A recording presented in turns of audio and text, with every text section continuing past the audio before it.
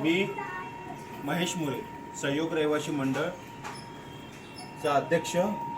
या सर्वांनी आज मला जे इथले जे आपले सभासद आहेत, जे काही गावी गेलेले आहेत, काही आज इथे राहत नाही आहेत, त्या सगळ्यांनी जे मला नेमून दिलं आहे, तर मी या सहयोग रहिवासी मंडळाचा अध्यक्ष महेश मोरे।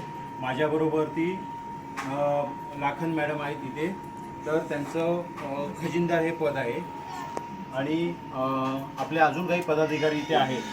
तर आज आपल्याकडे एक प्रकार घडला।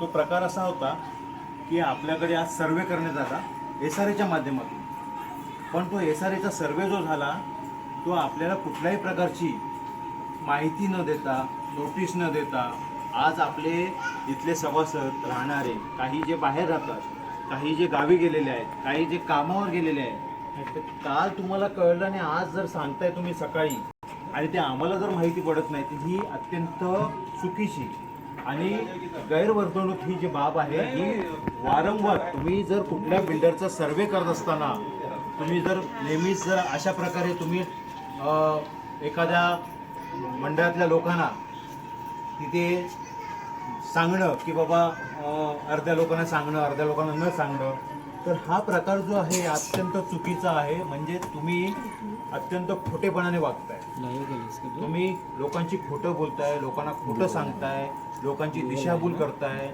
त्यांना वेगवेगळ्या पद्धतीने त्यांना सांगताय की नाही हा सर्वे असा केला जातो, तसा केला जातो। तर या सर्वेला आम्ही हा विरोध केला। आमचे काही सभासद आज इथे जागेवरती होते, त्यांनी विरोध केला।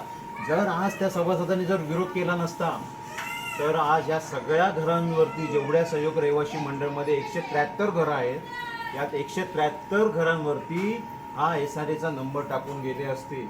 आणि SRAचा नंबर टाकण्याची पद्धत जी होती फार चुकीची होती। त्यांची पद्धत काय होती, तर सेटल डाऊन करणं, घर लॉक करणं, लॉक असलेल्या घराला नंबर टाकून जात आहेत। बरं, त्याच्यामधले काही लोकांचा विरोध असताना पण तुम्ही ते नंबर टाकलेले आहेत।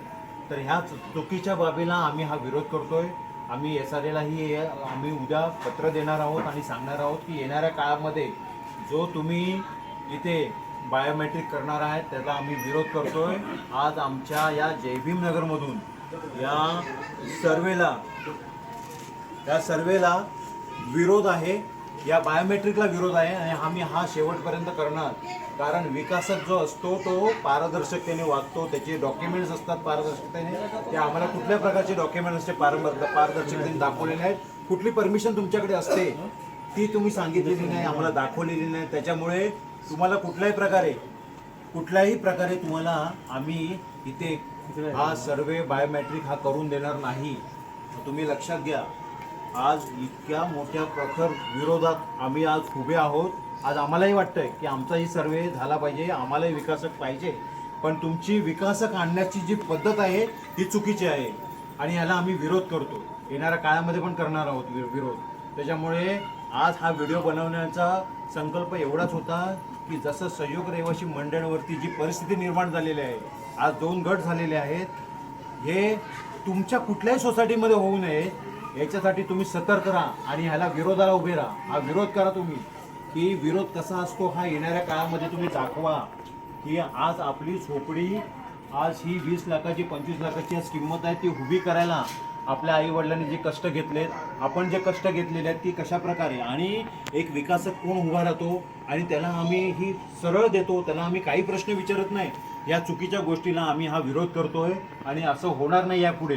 तर येणाऱ्या काळामध्ये मी तुम्हाला ह्या व्हिडिओच्या माध्यमातून एक आवाहन करतो की तुम्ही सतर्क राहा। तुमच्या सहयोग रहिवासी मंडळमध्ये जसं आम्ही जसं केलेलं आहे तसं तुम्हीही तुमच्या प्रत्येक मंडळमध्ये, प्रत्येक चाळीमध्ये हा विरोध करा।